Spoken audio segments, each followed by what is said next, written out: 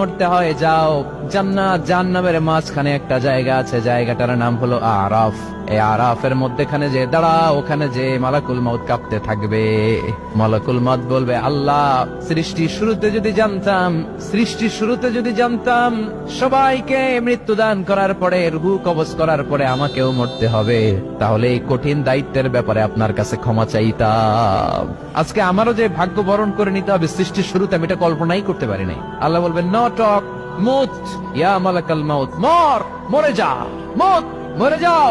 বলার সাথে সাথে মালাকুল মউত এক বিকট চিৎকার হাঁকিয়ে মরে যাবে। মালাকুল মউতের চিৎকারটা সেদিন এত ভয়ঙ্কর হবে, বিষ্ণু ইসলাম বলেন, ওই চিৎকারের আওয়াজ যদি পৃথিবীর মানুষেরা কান দিয়ে শুনতে পেত, তাহলে কিয়ামত সংগঠিত হওয়ার জন্য আলাদা করে ইসরাফিলের সিঙ্গার প্রয়োজন হতো না। ওই চিৎকারের আওয়াজে প্রতিটা মানুষ কানের পর্দা ফেটে ওই জায়গায় লাশ হয়ে পড়ে যেত। এবার ডানে বায়ে সামনে পেছনে উপরে নিচে কেউ নাই, একজন ছাড়া। জোরে বলতে হবে, তিনি কে?